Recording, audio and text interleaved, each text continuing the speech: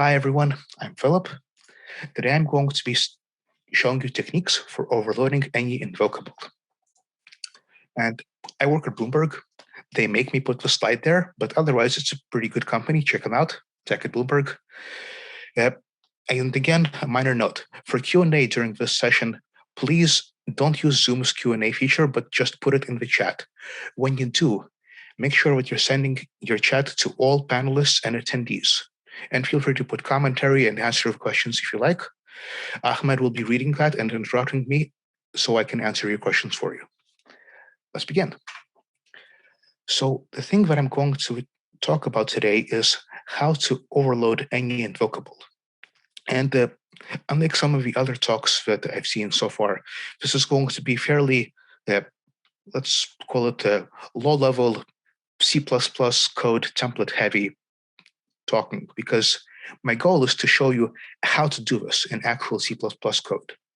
It's not necessarily to show you the best way to do it, just a bunch of ways, and how you can leverage some C++ features to accomplish the goal. I will do this by first showing you what it is and how it'll work briefly, show you a motivating example, and then show you first how to build a regular non-overloaded any invocable, and then lots of different ways to add more overloads to it and comparing those. So first, what is any invocable? By itself, it is a type erasing container for callable objects like std function, except unlike std function, it is move-only. This is useful because it supports move-only types. An overloaded any invocable has potentially more than one overload of a call operator. So any invocable, it's a class template of one type argument. That type argument is a function type. And overloaded any invocable, it's the same thing, but takes more than one function type as a template argument. To motivate the use case, I'm going to draw on my own experience. I work very frequently with asynchronous libraries, and they could very well have an interface like this one. Send async, taking a request. Well, how do I specify what to do when the response eventually arrives sometime in the future? A very frequent thing I see, at least in the C approach, is to take a function pointer. And this function pointer takes possibly an error code, a pointer to a response, and a pointer to an opaque data thing that I can shove along to recover my own state. Now, this works. It's enough. The error code will either be 0, in which case it's a success, response points to where it should point, or it'll be non-zero and response is null. This has some downsides in that I have to kind of encapsulate all the state that I need in this void pointer, which for me almost always means I heap allocate some other object somewhere and sure hope I got the lifetimes right and I delete it exactly the right number of times. This is so-so, Well, as of C++ 11, std function solves a lot of those problems. Now, instead of having to deal with opaque pointer types, I get std function, which can encapsulate my actual object and handle its lifetime. Great. But what's not great is how many times will the library taking this std function copy it? I sure hope it's once, but I have no way to ensure that. And what's more is if my object captures some non-movable state, for example, this callback lambda captures a unique pointer to a resource, what happens if I try to use this callback with send async? Well, I get this compile error. Use of deleted function lambda copy constructor. And the reason this happens is because std function is copyable, and therefore it must know how to copy the actual underlying type. It doesn't matter that at runtime I don't actually copy it, but at compile time, when constructing the object, that ability must be there, and it's not. Well, any invocable, and this is a real paper that's being proposed, maybe even for C++ 23, any invocable solves that problem by not requiring copyability. It's move-only, and therefore the thing that it wraps can also be move-only. I really like that. It's real nice. But we're left with one small hypothetical problem. That is, this function is conceptually invoked with two things, either an error or a response. And in the implementation, I must do dispatch on that. Well, we can do better. What I can do instead is I can pass an overloaded any invocable that takes either the error code, in which case I know for sure that it's an error, or it takes a response, in which case I know for sure that it's a response. Notice that it's not a pointer here. It's not potentially null anymore. It's a reference. And I think that's quite nice. And I can initialize this any invocable with whatever struct I like, or whatever class I like, as long as that class supplies the same overloads of a call operator that any invocable does. In this case, a callback. And in my opinion, this is strictly better than having two separate on success, on error functions. Because here it's one object. It can share whatever state I see suitable. It's just a better interface. And what I can also do is use this Std Overload Utility. This is a different paper. And what Std Overload does is it takes any number of callable objects and produces a single callable object that has all of their overloads of a call operator.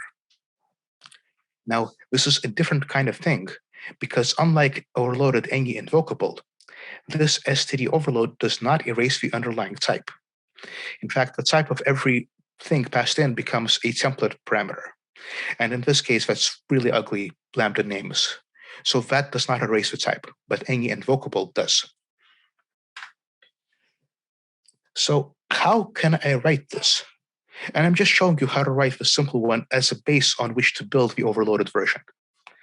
Well, let's do it. Any invocable is a class template of one type name argument. That type must be a function type. And the bits of the interface that are important is it has a converting constructor that can take any callable object. And it has a call operator taking the arguments that we specified, returning the return type that we specified, that will call whatever the underlying object is. And one way to do that is to leverage the built-in virtual mechanism that C++ has. Here's a base. It's an abstract class. It has a virtual destructor and a pure virtual call operator. I'm going to end up storing a unique pointer to something that derives from this base. Let's see what that is. This derived here is a template. It stores an object, some object of type T that's callable. And I can construct it. And this derived overrides the call operator to forward the arguments to that object.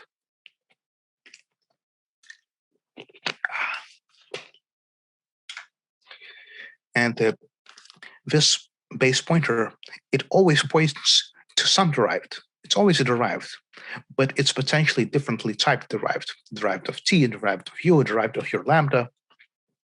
Derived that stores a function pointer. All of those are possible and allowed. And the point of this any invocable is that the user, the caller of this, doesn't need to know at compile time which it'll be. It's a runtime dispatch. And because I'm using unique pointers, I get to follow the rule of zero. I'm writing these here for exposition, but all these special member functions are defaulted. I can leave them out if I want. Next, I need to write the constructor. Now, all I really need to do is take some T and make a unique derived that holds that T. But this by itself is not enough. Notice that that constructor is an unconstrained template. This is going to cause us problems. So I have a function called test that's overloaded to take a string and an any invocable. The signature doesn't really matter. And I try to call it with hi. Well, hi there, that's not a string or an any invocable. That's a string literal, an array of chars. And if I try to do that, I know what I want. You know what I want. The compiler doesn't know what I want. It's going to fail and say, call of overloaded test char 3 is ambiguous. Candidate is either a string or an any invocable. It doesn't care at all that char3 is not a callable object because the signature, and that's what matters, the signature of the constructor for any invocable doesn't make a requirement. It's just trefref or forwarding reference. The fix for this is, I think, kind of nice concept. I can just say, hey, requires is invocable RV. And that's very nice C++ 17 type rate that says, can I invoke this T, in this case, a T reference, with these args? And is that result convertible to ret? If and only if that is the case, this constructor is enabled. Otherwise, it's not. And the body is the same. It's exactly what I want. Now that overload will work and call the thing that I want, because the one taking any invocable just drops out. Requirements are not satisfied. And the call operator takes the arguments by value and forwards them to the pointed to object. That's the basic any invocable. This is enough to satisfy the requirements of the proposed paper. And it is exactly the approach from this CppCon presentation, high order functions. And this isn't the only place. I saw it in a possibly inheritance as a base class for all evil. It's a fairly common approach. But now it comes time to solve the problem of adding more overloads. Remember that the base, it had one pure virtual call operator. What I wanted to have is a bunch. Can we build this? Well, if we had reflection and generation, then yes, this would actually be very, very easy to do. But we don't, not yet at least. We have C++ 20 and C++ 17 and all the C++ that come before. Can we do it with just those? Well, of course, that's not the real question. The real question is, how can we do it? And that's what I'll be showing you. There are lots of ways, in fact, presented by others. Louis Dion has some ideas. In fact, he has lots of ideas. And this presenter from Google, he has a few ideas as well. And this guy, too, from Bloomberg. Hi there. And Vittorio Romeo, I'd like to shout out to his presentation from the last CppNow in 2019, where he talks about function ref, or was it function view? But yes, this is doable, and I'm just going to show you a few ways. Let's look at the structure of what we have built so far. Any invocable is a unique pointer to base. Now, base is a polymorphic type, and the way that at least any platform that I works on implements runtime polymorphism for virtual is to add a hidden vtable pointer data member to the class. That points to a vtable structure that is automatically generated by the compiler. This has some type info, some mechanisms for dynamic cast, and the parts that matter to us, a bunch of function pointers, one for every virtual function. In our case, one for the destructor and one for the call operator. And this vtable is the thing that remembers what is the actual derived type here. What we want is to add more call operators. And again, I don't know currently, well, it's not very easy to do this using the virtual mechanism, although it is possible. And if you're curious how, look up Dietmar Kohl. My colleague at Bloomberg, he has some very nice ideas for how to do this. But that's not what I'm going to show you. What I will show you is how to use templates to build our own vtable structure. So that's what we want. Some kind of struct vtable with functions, one for the destructor and one for each call operator that we ultimately want to have.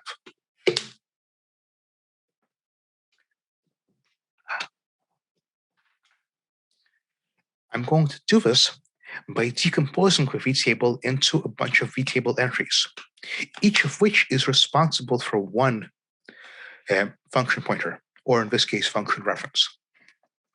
So the vtable entry, it's a struct template of one type name argument that is a function type.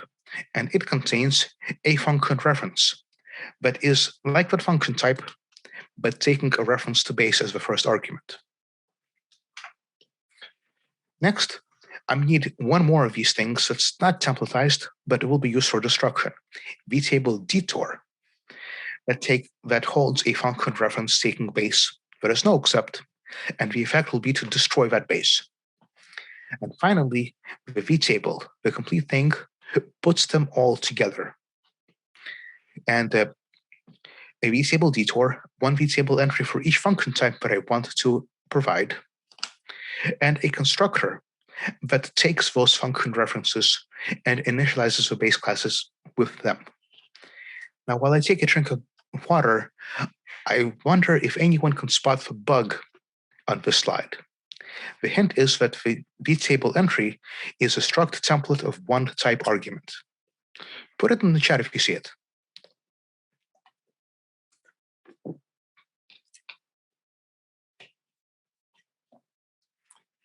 Okay, I guess nobody. Well, the bug is the dots. fns ... That ... should be on the outside, because I want to inherit from one vtable entry per function instead of one vtable entry of all the functions. Minor bug, apologies. So finally, what's any invocable now? Well, it'll have those vtable definitions, and it'll have a base. But this base can no longer use the virtual mechanism built into the language. It has to do it manually. And, well, what's a base, really? It's a pointer or reference, in this case, to a vtable object. Now, derived can no longer just override those functions and rely on the compiler to generate a vtable. It has to do it directly. So how does it do that? Well, first, it still holds the object as it did before. But for every function in the vtable, derived must implement a static member function that does that functionality. In this case, there are, 1 plus n. The 1 is the destroy function that's always there. Static void destroy base reference. The n is invoke. This is a function template, but unlike regular function templates that deduce the argument types and return whatever they return, this function template has the return type specified explicitly.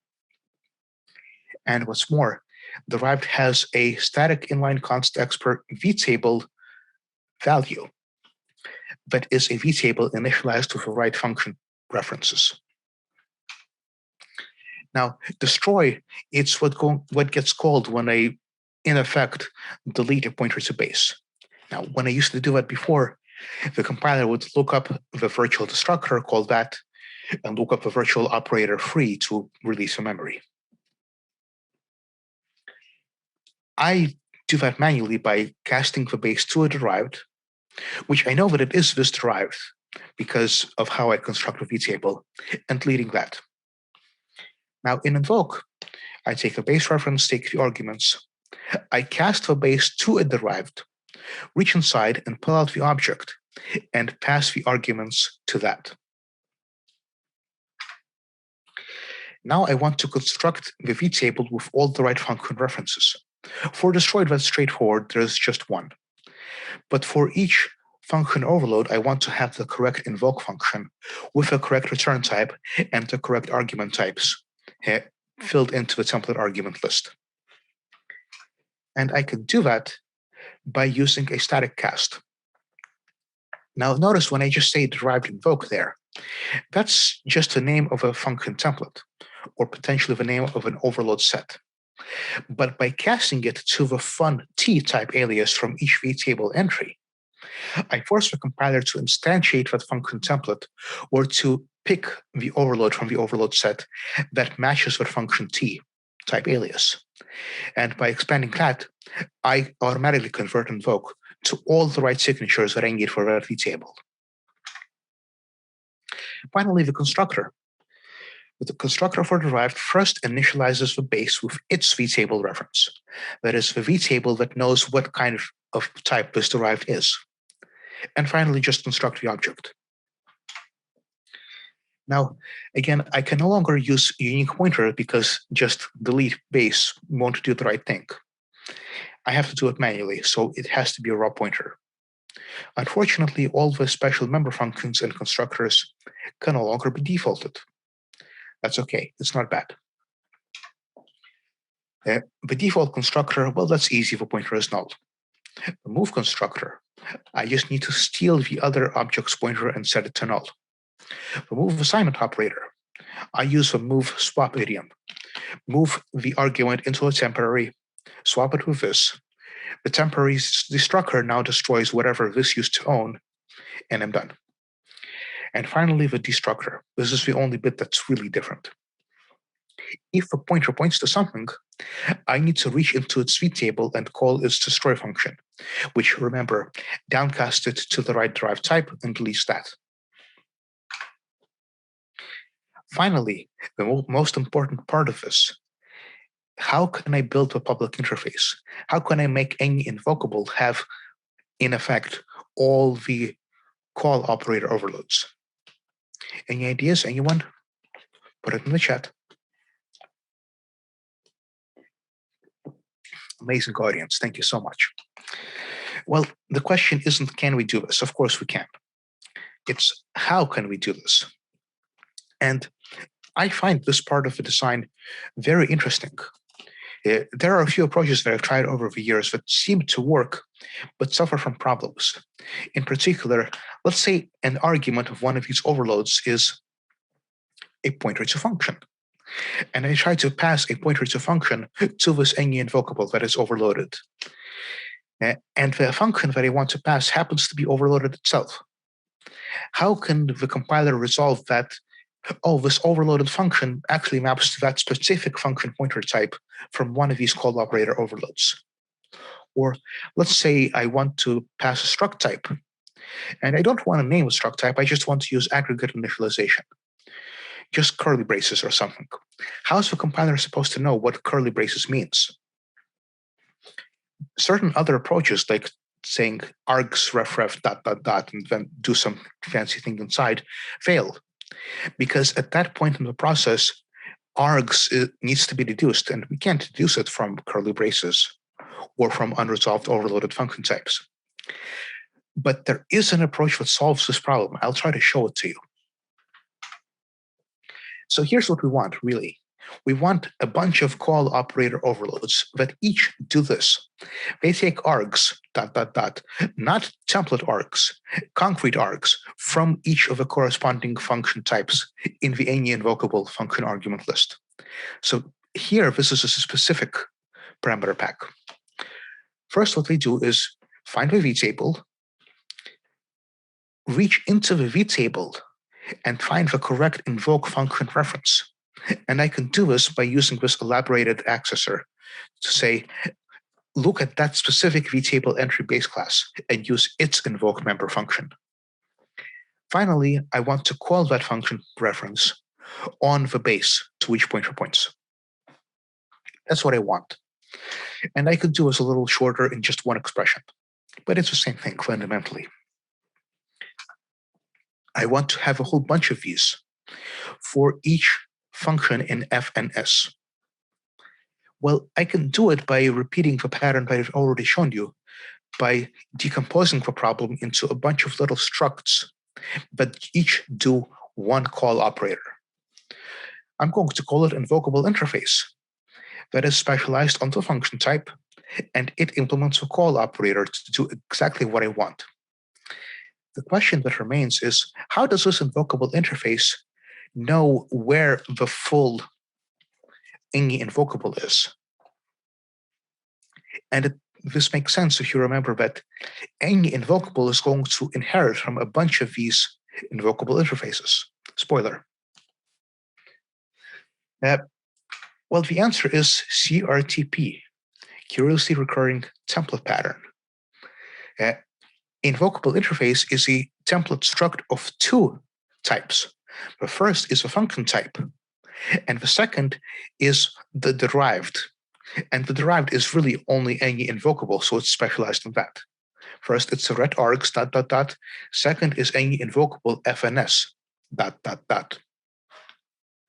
And that's how this invocable interface knows where to find the pointers and the vtables by downcasting itself. That's what I'm doing here. First, downcast this to the correct any invocable derived type. And by construction, I know for sure that I am a base of that derived. Then reach into the derived, look at the pointer, look at the vtable, do exactly what it used to do. And what remains is to have any invocable inherit from an invocable interface for every function signature that it overloads. And it needs to be a friend because the pointer is a private member, that's friend struct. Finally, expose all the call operators, one from each invocable interface, using a variadic using statement. Or is it expression? I'm always a little weak on this terminology, but you can see the code. That's what it does. That compiles. That solves a problem. We now have an any invocable with, in effect, the call operators exactly as specified by the template argument list. Problem solved. Finally, let's talk about the constructor. Remember that the old one used to be constrained on just is it invocable this one way. I need to do something a little fancier because the T must now be invocable in a whole bunch of ways. So to do that, I'm going to write, I wanted to write a concept, but I can't just write a simple concept. Any guesses why? In the chat, go ahead, just type it in.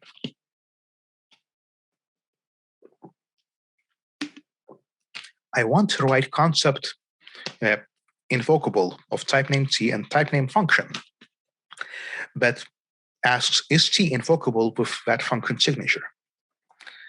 Well, I can't, because concepts cannot be partially specialized. It's a concept of two types, but the second is always a function type. And I need to somehow get at its args and get at its thread. And I can't specialize concepts. But I can specialize template variables. So here we go. Is invocable v is a template bool of two types. The first is the thing being invoked, and the second is the function type. And it is std is invocable rv ret t args ... Finally, I can constrain it using that. And now the constraint is invocable v of t and fns, which is a function signature that I plan to support, fold over that. Is it invocable in all the ways? And if and only if it is, then this constructor is enabled.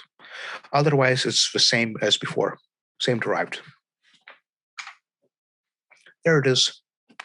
That's a public interface for any invocable, fundamentally. There's more stuff that I'm not including because it's slideware, but basically this is it. We're done, right? I have shown you how to overload any invocable. Well, almost. We can do more. We can do better. Look at the structure of this type that we have written. Any invocable is a pointer to a base, which is in fact derived with a reference to a statically allocated vtable. That's fine. The statically allocated vtable doesn't bother me. What does bother me is that this derived is allocated on the heap, no matter what kind of object you have.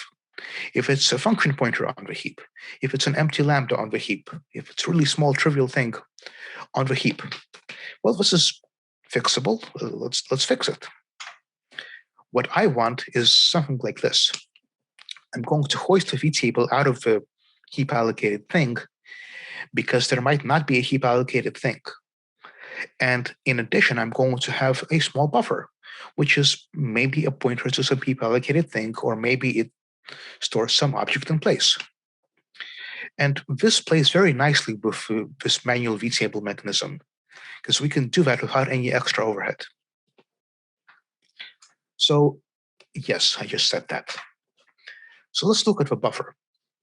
It's a union with a character array, and how big it is, well, you pick what suits your implementation, or potentially a pointer to something heap allocated somewhere else. And it has these 5 functions: fits, construct, destroy, relocate, and invoke. Let's look at those in detail. fits asks the question, does this type T fit inside the small in-place buffer? What does that mean exactly? Obviously, it has to be small enough. That's one. One that caught me by surprise is alignment. Some types can be overlined. And if their alignment is stricter than that of the buffer, then I can't really put them in place because then they'd be misaligned. That's just bad. Next, I want any invocable to itself be no-throw move constructable, or no-throw movable more generally. And if I'm going to keep an object in place, then that object must also be no-throw move constructible. And finally, no-throw destructible. Next, I want to construct some type T from these args in the buffer. Well, if constexpert doesn't fit, then I put it in the buffer right here, locally. And otherwise, I knew it on the heap. Placement new, kind of nice. Good to know if you're in the business of implementing, say, vector or optional or variant or allocators. Destroy. If constexpert doesn't fit, then it's right here. There is no memory to free, so I'm just going to call the destructor directly. Otherwise, delete the thing because it was heap allocated. Relocate.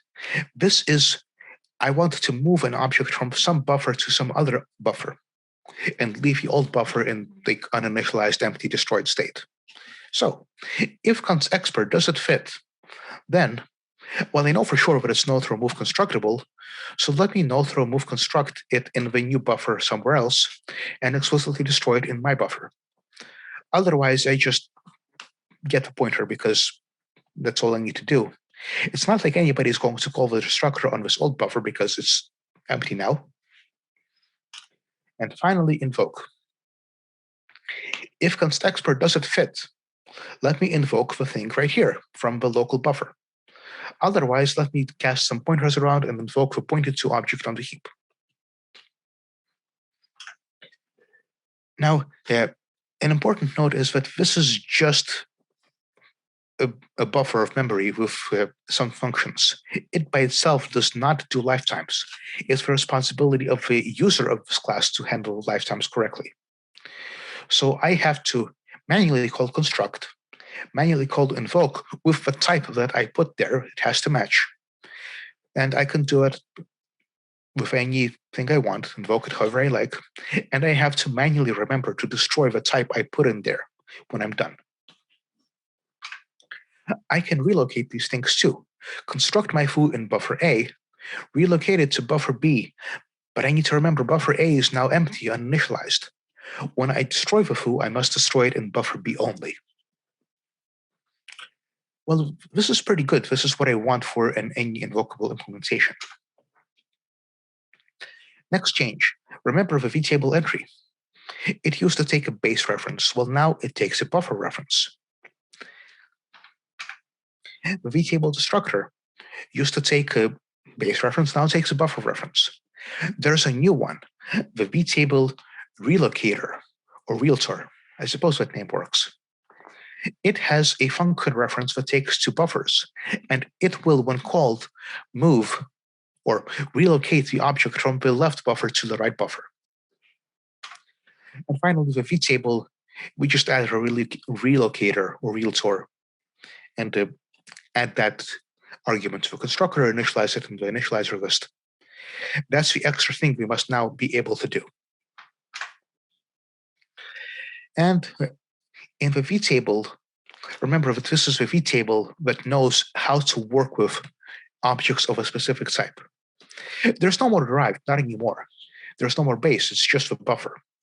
So this vtable is the only place that knows what kind of object the buffer holds.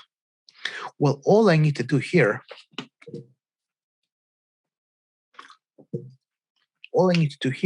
is pass it references to those static functions on buffer. All this piece needs to know is what the type is, what T is.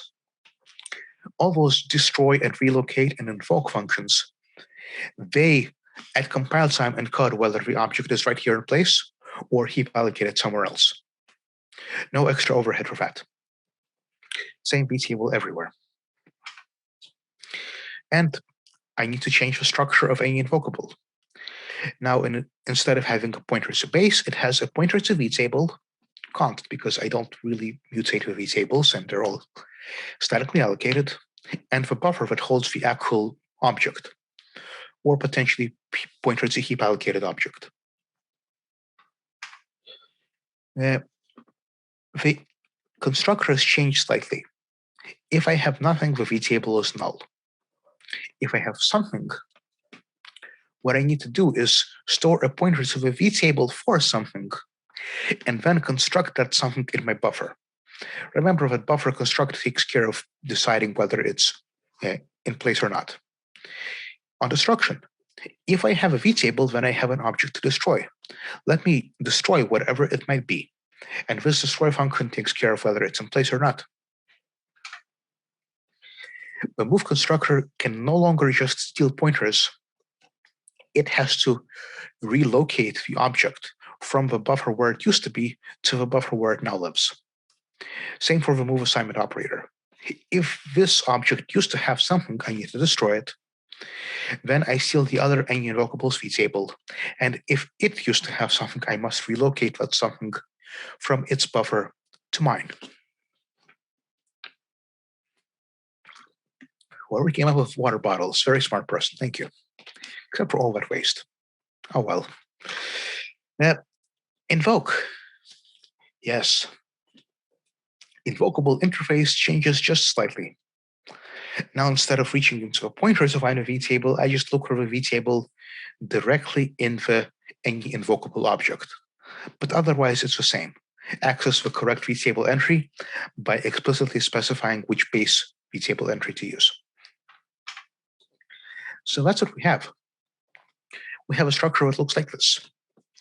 It's got a vtable that points to some statically allocated vtable struct, and a buffer that holds an object in place or a pointer to a heap allocated object on the heap if it's too big, or if it's not null removable. I'd like to mention Arthur's trivially relocatable idea. He has a talk and he has a paper. And the idea is, for some types, like say unique pointer, if I'm going to move that type to from some value to some other value, if I'm going to move a unique pointer into a function argument, for instance, or if I'm going to resize a vector of unique pointers, the operation of moving from a unique pointer to another and then destroying the original, those two things together are equivalent to just mem copying the contents of the structure and then just forgetting, not running the structure on the old one. This is very powerful. And you can see how it's true for something like unique pointer. If I move it, the old one is null, and destroying that doesn't do anything. Or even shared pointer, at least in the implementations that I've seen. Just mem copy it and skip running the old structure. The reference count doesn't change. Or a vector with the default allocator. What's a vector? It's just 3 pointers. To move a vector, I copy the pointers to the new vector and set the old ones to null. Destroying that does nothing, so I can just skip it. Well, if that proposal is in the language, and I hope it will be one day, then wouldn't it be great if any invocable was itself trivially relocatable? For that to be the case, the things that it holds in place must themselves be trivially relocatable. Now, maybe that's a narrower set of types than just null removable, but it does make the implementation simpler. Now, when I move an any invocable, I don't need to bother with the relocate function at all. I can just copy the bytes from the buffer. That's it. Trivially relocatable, that's what it means. If I skip running with a structure on the old location, I can just mem copy it to a new location and I'm done. Which I do here. It's nice. I like it. Still hypothetical, but a thing that we can do. And yes, I do need to say that, yes, any invocable is really trivially relocatable, I guarantee it, even though its move constructor is non-trivial. Because any invocable, were it in some other container like, say, vector, if I memcopy the contents, well, what does that do? It memcopies the pointers of the table, fine. Memcopies the buffer, which I would have done anyway, skips running with the destructor on the old one, which I would have done by setting it to null. Yeah, it's trivially relocatable. This would be a nice win. Go, Arthur. Yeah, here's a link to this paper. If you're on the committee, please look at it. It's nice. I'd like this. Now let's look at some disassembly. This was fun, and a special thanks to Matt Godbold for Compiler Explorer. Really appreciate it. Thank you. I used it for all of these. So I have a function that just invokes an std function. This is an std function for comparison. What do I get? I get a bunch of instructions that check for the empty state, maybe throw an exception, and then do an indirect call. Okay, not bad. What if it's any invocable? I get some more, what should I call it? Register juggling, that's what I get. Some saving and restoring of registers, and then an indirect call. No null check, because any invocable doesn't do that. It's undefined behavior to call an empty object. But I get more pointer juggling, more register juggling than before. Why is that?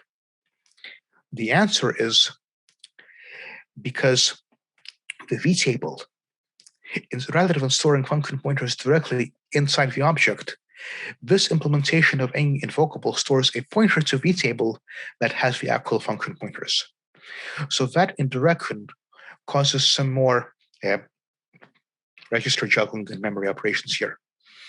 Maybe that's okay, we'll see.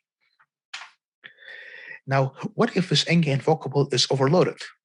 If there's more than one function here, and I try to call that, this is actually exactly the same. The only difference is when I do the indirect call, the offset into the vtable is different. I think this is nice. This is what I would have expected of a regular virtual function call. None of them are any more expensive to dispatch than another. Now, what about constructing in any invocable? Here I constructed with this little trivial lambda. Well, that's nice, actually. What I get is just fetch the address of the vtable for that lambda, put it in the object, and the lambda itself, it's trivial, so that's like nothing to do there. But that's not all the assembly that gets generated. I also have the vtable. Remember that this is a statically allocated thing for every type that any invocable gets constructed from. And it contains, surprise, the functions: destroy, relocate, and invoke. In this case, destroy and relocate would be trivial, so let's look at invoke. Remember, the lambda just returns the argument, and that's what we have here. One minor note is, see the argument that's an int ref, that's a reference to int. So it's an optimization opportunity that I think is missed. I have to do a memory read for returning what's an int, but oh well. What if it's an overloaded any invocable? See, this one can take an int or long, and my lambda now takes an auto argument. Well, constructing it is exactly the same. Still one vtable. The vtable now has an extra function pointer, or reference in that case. And I get two invoke functions, one for ints, one for longs. That is move L, and that is move Q. What if I have a non-trivial type? Like this is still small, it would still fit, it's still not removable, but it's just not trivial anymore. And I try to construct an overloaded any invocable from this. What happens is I get a mess. Let's see. Do I simplify this mess? No, I don't. What happens is first I construct a temporary non-trivial. and then I move it to another temporary non-trivial, because language lifetime rules. Unfortunate, but oh well. The rest is registry juggling and the vtable for non-trivial. Vtable is about the same, except now we get a destroy function, which calls the destructor, and a relocate function, which calls the move constructor and the destructor. Remember, to relocate something, I have to move it to the new place, destroy it in the old place. What if it doesn't fit in the small buffer? And pretend that 64 makes it large enough to not fit anymore. Then I get this mess, and I'm not going to ask you to read that. Just know that there's a heap allocation and an exception check in there. What if I want to discard an invocable? And this is just a quick way to generate code to run the destructor. Well, that's not bad. The important bit there is that indirect call on the end. That calls the buffer destroy function for this any invocable. And what about move? I want to move this any invocable from this argument slot to the return slot. And even though this is now an implicit move, those are still distinct objects because lifetime rules. So I get some register juggling and an empty check, but fundamentally it's still just an indirect call to a relocate. Now, let's actually check what compile time expense is. For this, I'm using this dummy callable struct. It always returns n, that's not the point. The point is that different callables are distinct. They're different types. They have different vtables. They result in different template instantiations of any invocable or std function. And that's what I'm comparing this against. std function with its one and only overload, and any invocable with different numbers of overloads. And my test case is this. I construct a vector of functions, whichever type they might be, reserved because I'm not really interested in moving these around, and just place different kinds of callables, various numbers of them. Let's see what this gives us. Now, this is a graph of compile time. X-axis is a number of different template instantiations from 0 to 500. Y-axis is compile time in seconds. And I'm comparing the any invocable with 1 overload, any invocable with 4 overloads, and std function. Just to summarize, any invocable with 1 overload, it's a good bit cheaper to compile than any invocable with 4 overloads and std function. Any invocable with 4 overloads is more expensive than std function. What about object size? Any invocable with 1 overload is fairly similar to std function. Any invocable with 4 overloads is somewhat more expensive, but not a huge amount, a small factor, not an order of magnitude. Next, I want to test runtime. And here I'm going to use this callable that just sums up all the arguments. Here's my benchmark. I want to check how long does it take to construct a function or any invocable. So that's what I do. And I instantiate that template with std function, any invocable with 1 overload, of 2, with 3, with 4, etc. And here's the table. std function on my system took 2 nanoseconds. Any invocable took 1.4-ish nanoseconds. Now, this could be telling me one of two things. One is they're both basically free to build, at least in the case where the object fits in a small buffer. Or I did something wrong and something got optimized out and I'm benchmarking something else. Maybe help me out later because I'm fairly new to Google Benchmark. Next, given that constructing these things is potentially real cheap, how expensive is it to call them?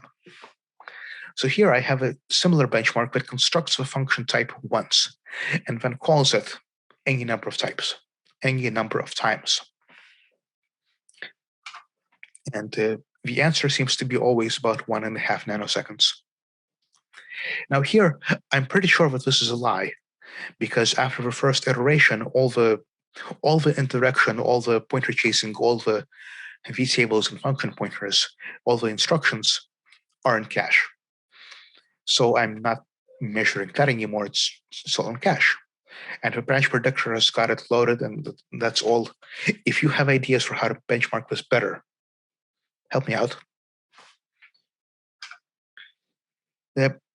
Now, notice that so far I've made a lot of choices in how to implement this. For example, I have decided to do this to have the vtable statically allocated somewhere else. I didn't need to do that. I could have chosen to implement this another way. What's more is I used pointers to static functions. I could have used pointers to member functions. And furthermore, when I did the indirection, I chose to use forwarding references. I didn't need to do it. I could have used values instead. So let's consider the first one, the vtable. That's a separate statically allocated structure of function references. Instead of doing that, and by the way, if I do that, it has a nice property that the size of any invocable doesn't depend on how many overloads it has. On my system, std function is 32 bytes always, and any invocable is 40 bytes always. And it is this because I picked the small buffer to be the size of std function. And I do this for real in production because I want any invocable to be able to hold an std function in its small buffer. What I could do is instead move the function pointers out of a statically allocated buffer and put them in the object directly. Hypothetically, this has some drawbacks, some benefits. Let's see how I can do this. And one of the benefits in doing this is it lets me simplify some of the implementation quite a bit. For example, I no longer really need a vtable for the lifecycle, for destruction and for relocation, because I don't need to know what all the overloads are. I just need to have some function pointers to destroy and relocate an object. These don't depend on the overloads. And I chose to do this using this storage struct. Its job is to implement move construction, move assignment, and destruction. And since these don't really depend on what the overloads are, this is not a template. Its constructor is, but otherwise it's not. So the default constructor, well, that's easy. Null functions, I don't need to do anything. The move constructor is, let me steal the function pointers from the other storage object. And if the relocate function pointer is not null, then I have an object that I need to steal as well. The assignment operator is, well, first, if this isn't self-assignment, and I have an object to destroy, let me destroy it. Next, let me steal the function pointers from the other storage. And if I now have an object that I need to own, let me steal that too. The destructor, if I have an object to destroy, destroy it, otherwise nothing. Finally, the converting constructor. Note that there are no constraints here, just an in-place type tag and arguments.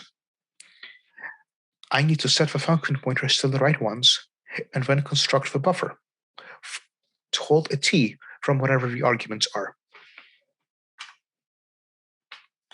Now, invocable interface. Remember that this used to be it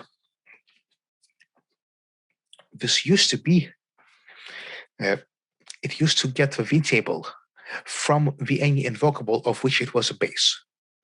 Well, now there's no vtable anymore. So instead, I'm going to put the function pointer right here and make it constructible from some in-place type tag.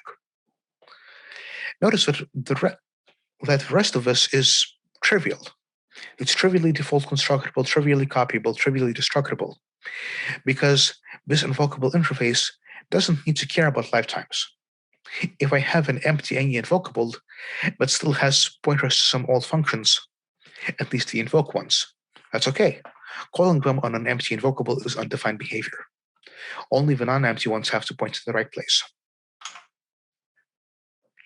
The converting constructor, or rather the one that takes a tag, just needs to initialize the function pointer with the address of the right invoke function on the buffer.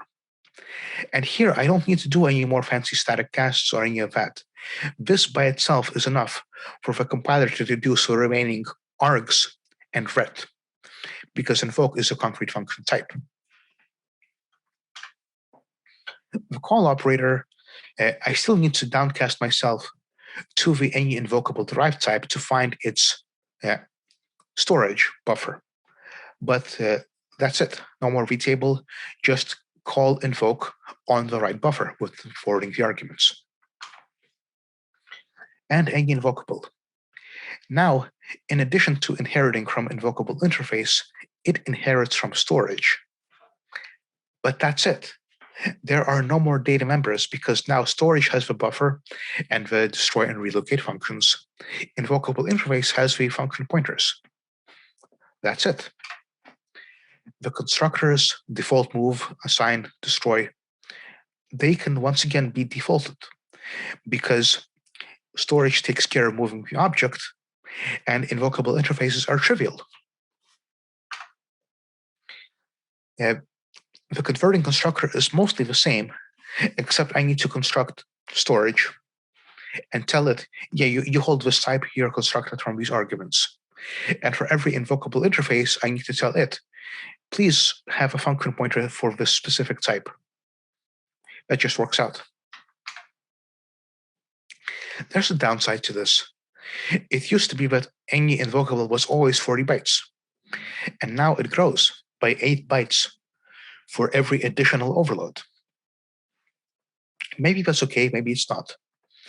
Maybe we win in terms of runtime. Maybe we win in terms of compile time. Let's look at the disassembly. Calling any invocable that uses this direct function storage, that's a lot shorter. That's nice. Much less pointer juggling. What about constructing one of these? Oh no, first, calling the other overload. It's same as before. They're all equally cheap. The only difference is the offset into the function pointers. What about constructing it from a lambda with one overload? Well, now there's no more vtable. Instead, I move the functions directly into the constructed object. What if I have more overloads? This gets bigger because now I have to move every single overload into the object. Maybe this is worse. What if I have a non-trivial object that nevertheless fits into a small buffer? It's a little worse, but it's only as much worse as it was to move the actor function pointers. The object itself is the same. So these are the important bits. I construct a temporary non-trivial, move the function pointers around, then move the temporary into the buffer, and then destroy the temporary. What if it doesn't fit? This is still pretty bad. So bad, I would say that the extra function pointers being copied doesn't really matter anymore. Heap allocation tends to do that. What if I want to destroy it? Well, this is pretty cheap. One indirect call there. What if I want to move it? This is quite bad because now I need to copy every single function pointer that was in the vtable. No more move one pointer, call a function, done. Copy all the functions, then call the relocate function, and then it's done. Not great. What about compile time?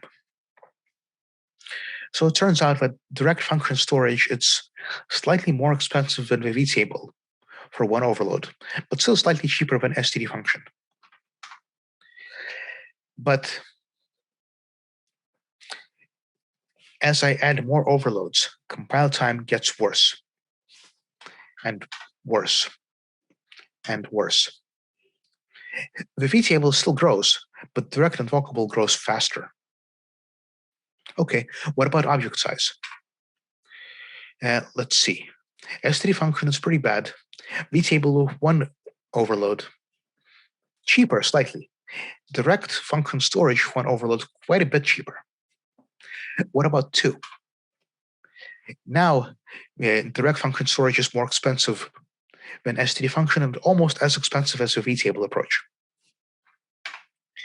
And with 3, we get closer, and with 4, they're indistinguishable. Take from that what you will. What about creation? I want to create, just construct and destroy temporary function objects. Let's compare. std function is 2 nanoseconds. Everything else is 1.4-ish nanoseconds. This makes me really suspect that I'm benchmarking the wrong thing. But again, maybe help me out afterwards. What about runtime? I construct a function once, and I want to call it and measure how long that takes. And again, it's about 1.4-ish nanoseconds for everything.